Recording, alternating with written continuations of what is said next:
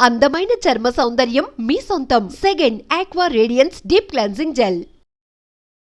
Bullet Bhaskar journey నేను తెలుసుకోవాలనుకుంటున్నాను, అందుకే ఇంటర్వ్యూ పిలవడం జరిగింది. మనకు తెలియని విషయాలు తెలుసుకునే ప్రయత్నం అయితే చేద్దాం. హాయ్ బ్రో, ఎలా ఉన్నారు? Fine Shiva, how are you? బాగున్నాను. కంగ్రాచులేషన్స్. ఎందుకు కంగ్రాచులేషన్స్ చెప్పారంటే బ్రో, నేను ఫస్ట్ టైం ఇప్పుడు మనం కలవడం. అవును, ఫస్ట్ టైం సెకండ్ టైం అంతే. ఫోన్లో మాట్లాడుకుంటే వాళ్ళం. అంటే ఎక్కడ వైజాగ్ బ్రో, ఇక్కడ జబర్దస్త్ జనాలందరూ అంటే ఒక వెల్ సెటిల్ మంచిగా సెట్ అయ్యావని అనుకుంటున్నాను, అందుకే కంగ్రాచులేషన్స్ చెప్పాను. Thank you. ఎలా ఉంది బ్రో? బాగుందా? హ్యాపీ? అంతా గాడ్స్ గ్రేస్, దేవుడిదే, మనదేం లేదు. ఎందుకంటే మనకన్నా టాలెంట్ ఉన్న వాళ్ళు కొన్ని లక్షల మంది బయట ఉంటారు. మనకు అవకాశం వచ్చిందంటే అది మన గొప్పతనం కాదు, గాడ్స్ గ్రేస్, దేవుడిదే. ఫస్ట్ ఆర్జే ఎందుకు బ్రో చూస్ చేసుకున్నావు వైజాగ్లో? అది ఆర్జే కూడా నా లైఫ్లో అన్ని యాక్సిడెంట్గా జరిగేవి. ఏది నేను చూస్ చేసుకోవాలి. ఇండస్ట్రీకి అందరూ ఎందుకు వస్తారంటే ప్యాషన్తో వస్తారు. చిన్నప్పటి నుంచి ఆర్టిస్ట్ అవ్వాలి కోరుకుతుంటారు. నేను అసలు ఆ ప్యాషన్తోనే రాలేదు. అసలు నాకు అసలు ఆర్టిస్ట్ అవ్వాలన్న ఆలోచన ఎప్పుడూ లేదు. ఇప్పుడు కూడా అయ్యానని అనుకోవట్లేదు. అయితే వైజాగ్లో ఇలాగే ఒక సెలూన్ షాప్కి వెళ్తే కుర్రోడు చూశాడు నన్ను. భయ్యా నువ్వు మిమిక్రీ చేస్తుంటావు కదా అన్నాడు. ఆ అబ్బాయే తీసుకుని వెళ్ళి ఆర్జే విశాఖ ఎఫ్ఎం, అప్పుడు వైజాగ్లో కొత్తగా రావడం 2000, అప్పుడు అక్కడ తీసుకెళ్ళడం, అక్కడ సెలెక్ట్ అవ్వడం, ఆర్జేగా చేయడం, అలాగే జరిగిపోయింది. తర్వాత హైదరాబాద్ కొన్ని ఫ్యామిలీ సిచ్యువేషన్స్తో పేరు తెచ్చుకోవాలి, ఏం చేయాలి, ఎటు వెళ్ళాలో తెలియలేదు. సినిమాల్లో ట్రై చేద్దాం అని చెప్పి వచ్చేయడమే. అర్థమైందా? ఫేమ్ కోసం రావడం, అదే ఏదో ఒకటి మనం సాధించాలని చెప్పి. తెలుసు కదా, అందరికీ ఒకటే గోల్ ఉంటుంది, ఏదో విధంగా సక్సెస్ అవ్వాలి. అది ఈ రూపంలో అయింది. నార్మల్గా చాలా మందికి డౌట్, ఎందుకు షేవింగ్ ఫుల్ షేవ్ చేసేస్తావు, ఏం చేస్తాం? ఫస్ట్ ఇప్పుడు ఏమవుతుందంటే స్టార్టింగ్లో పాపం నాకు పరిస్థితి ఏంటంటే జబర్దస్త్లో లేడీ గెటప్లు ఇచ్చేవారు. మంచిగా గెడ్డాలు మీసాలు పెంచే టైంకి తీయించేసేవారు. సరే అన్నీ అయిపోయి టీమ్ లీడర్ అయ్యి గెడ్డాలు మీసాలు పెంచుదామంటే అక్కడక్కడ తెల్ల వెంట్రుకలు వస్తున్నాయి. దీనివరకు క్లీన్ షేవ్ చేసుకుంటే ఏ బాధ లేదుగా. అందుకని ఎప్పుడు చేసుకుంటూ ఉంటావు బ్రో? ఎప్పుడు కాదు, షూటింగ్స్ ఉన్నప్పుడు అదర్వైజ్ నార్మల్గానే ఉంటాయి. అంటే అప్పట్లో మన ఊర్లో డిఫెన్స్ వాళ్ళు క్లీన్ షేవ్తోనే అసలు ఏ నీట్గా ఉంటుంది. షూటింగ్స్ టైంలోనే క్లీన్ షేవ్ చేసుకుంటా, అదర్వైజ్ ఎప్పుడు నార్మల్గానే ఉంటా. ఓకే, అలవాటు అయిపోయింది కాబట్టి రేపు గడ్డంతో వెళ్ళినా కూడా ఆవిడ అంటాడు. నాకు చాలా ఇష్టం మీలాగా, మిమ్మల్ని అందరూ చూసినట్టు చాలా ఏర్స్ వస్తుంది. నేను మీసాలు గడ్డాలు పెంచినా బాగుంది అనుకుంటా, కానీ ఇప్పుడు చూడలేదు బ్రో. ఎప్పుడు చూడలేదు. ట్రై చేస్తాను నెక్స్ట్. ఒకసారి మంచిగా ట్రై చేద్దాం బ్రో. అప్పట్లో నరేష్ని నువ్వే తీసుకొని రావడం, చాలా మంది తీసుకొచ్చావు కదా. మనం చెప్పకూడదు, వాళ్ళు చెప్పాలి. మనం తీసుకొచ్చామని తర్వాత ఇప్పుడు నేను తీసుకొచ్చాను అంటాను, వాడు ఏదో ఇంటర్వ్యూలో కూర్చుంటాడు, అసలు భాస్కర్ ఎవడో తెలియదు అంట. నేను ఎలా అవుతా? ఈ ట్రోలర్స్ కూడా రెండు పక్కన పెట్టి ఇది చేస్తారు. సో వాళ్ళందరూ టాలెంటెడ్ నాకు కనిపించారు, నేను ఎంకరేజ్ చేశాను. ఐఎమ్ నాట్ అ పర్ఫార్మర్, నేను మంచి పర్ఫార్మర్ ఏం కాదు, నేను ఒక లిమిటెడ్ ఆర్టిస్ట్. నరేష్ కానీ ఫైమా కానీ నా దగ్గర ట్రైన్ అయిపోయింది, సునామీ సుధాకర్ కానీ ఇలా చాలా మంది. వాళ్ళని చూసి వాళ్ళ మంచి టాలెంట్ ఉండేది, వాళ్ళని ఎట్లా మౌల్డ్ చేయాలని మౌల్డ్ చేశాను అంతే. అప్పట్లో డిజిటల్ మీడియాలో వైరల్ అయిన వాళ్ళు కూడా అప్పుడు మీరు తీసుకురావడం, మీరే ఫస్ట్ తీసుకొని రావడం. అది కూడా నా ఫోర్స్ ఏం కాదు, మా వాళ్ళు చెప్పేవారు డైరెక్షన్ డిపార్ట్మెంట్. ఈ వైరల్ అయిన వాళ్ళు ఎలా అంటారంటే ఆ క్షణమే లైఫ్లో రెండు ఉంటాయి, పెద్ద పేరు వచ్చాయి. కష్టపడి వచ్చి పేరు సంపాదించుకున్నాడు, వాడు లైఫ్ టైం ఉంటాడు. సడన్ గా పేరు వస్తుంది ఒక డైలాగ్తో, వాళ్ళని యూజ్ ఎంతరు మళ్ళీ తరతాలు కనబడరు. నేను చెప్పిన మా వాళ్ళు వినేవాళ్ళు కాదు.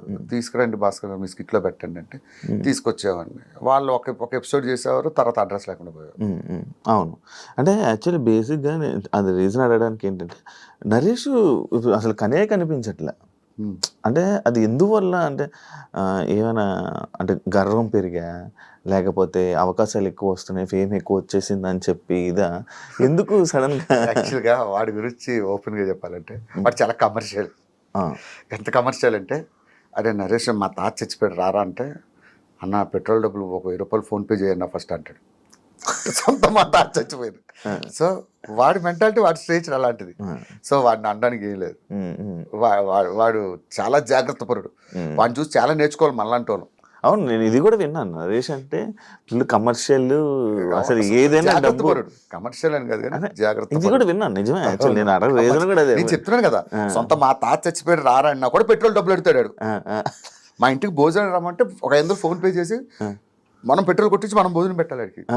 వాడు అంత స్ట్రిక్ట్ ఉంటాడు. బ్రో అండ్ ఇంకోటి నేను ఇది రీజన్ ఒకటి ఉంది బ్రో, వీళ్ళందరినీ తీసుకురావడం ఇది అంటే ఇలా వీళ్ళందరినీ తీసుకొని రావడం, జబర్దస్త్ ఇలా తీసుకొని రావడం వల్లనే జబర్దస్త్ కొంచెం కొంచెం అలా దిగింది అని అంటే యాక్సెప్ట్ చేస్తావా bro? లేదు వీళ్ళంతా టాలెంటెడ్.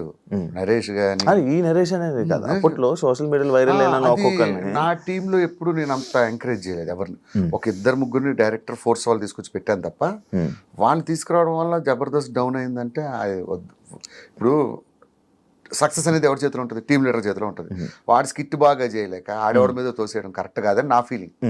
వాడి వల్ల అయిపోయింది అట్లా ఇప్పుడు అనుకోరు. సక్సెస్ వచ్చినా ఫెయిల్యూర్ వచ్చినా అది ఈక్వల్ గా ఫేస్ చేయాల్సింది టీమ్ లీడర్. ఎందుకు బ్రో సోషల్ మీడియాకి దూరం ఉంటాం? నార్మల్ గా ఇన్స్టాగ్రామ్, సోషల్ మీడియాకి అసలు యూట్యూబ్ అంటే ఇప్పుడు వరకు యూట్యూబ్ అని కానీ ఇది ఒకటి చెప్తా శివ ఫ్రాంక్ గా, సోషల్ మీడియాలోకి వెళ్ళడం ఏంటంటే బట్టలు ఇప్పి రోడ్డు మీదకి రావడం లాంటిది.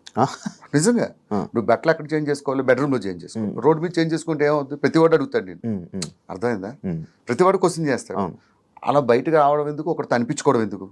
ఇప్పుడు ఒకడు ఉంటాడు, వాడు వాళ్ళ ఆవిడతో కలిపి ఏదో చేస్తాడు. ఓ ఈరోజు మా ఆవిడ ఏముంటుందో తెలుసా చూడండి అంటే కింద వాడు కామెంట్ పెడతాడు, అన్న మీ ఆవిడ నడు మీద పుట్టుమచ్చి బాగుందన్న అంటాడు.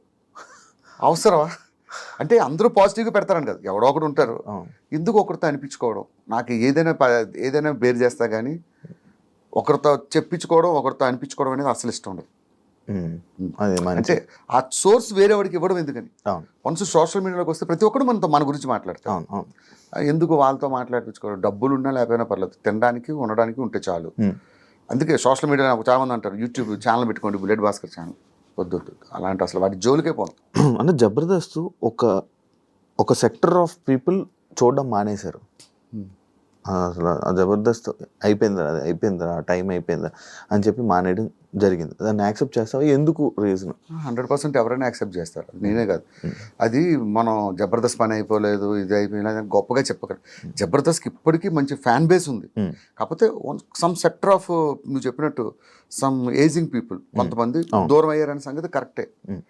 అది ఇప్పుడు ఏంది శివ, ఇప్పుడు వచ్చి ఎన్ని సంవత్సరాలు అవుతుంది? 12 ఇయర్స్ నాన్ స్టాప్గా సక్సెస్ అవడమే ఒక గ్రేట్. నా తెలిసి ప్రపంచం మొత్తం మీద నాన్ స్టాప్గా 12 ఇయర్స్ కంటిన్యూగా రన్ అయిన షో ఒక్కటి చూపించు, ఎనీ వరల్డ్ ఎనీ ఛానల్, ఒక జబర్దస్త్ మాత్రమే. సో ఆటోమేటిక్గా డౌన్ఫాల్ అనేది దేనికైనా ఉంటుంది. కాకపోతే దీనికి 12 ఇయర్స్ తర్వాత కొంచెం వచ్చినందుకు మనం ఆనందించాలి. ఆర్పీ గురించి ఏం చెప్తావు? మనకు వేరే వాళ్ళ విషయాలు. ఇప్పుడు నా సిస్టమ్ ఎలా ఉంటుందంటే, నేను ఒకటి గురించి మాట్లాడను, నా గురించి ఎవడైనా మాట్లాడితే చాలా దారుణంగా ఉంటుంది పరిస్థితి. అందుకైతే ఎవరి అభిప్రాయం వాళ్ళది, ప్రతి ఒక్కరిని గౌరవించాలి. ఇప్పుడు చంటి అన్న ఉన్నాడు, చంటి ఒకలా మాట్లాడతాడు, అది ఆయన అభిప్రాయం, నా అభిప్రాయం నాది. సో అసలు వేరే వాళ్ళ గురించి మనం మాట్లాడాలి. జబర్దస్త్ స్టార్టింగ్ అప్పటి నుంచి అంటే ఎప్పుడైతే మీరు ఉన్నారో స్టిల్ జబర్దస్త్లో ఉండిపోయారు. అవును, ఉన్న ఏకైక వ్యక్తి మీరే. నేనే.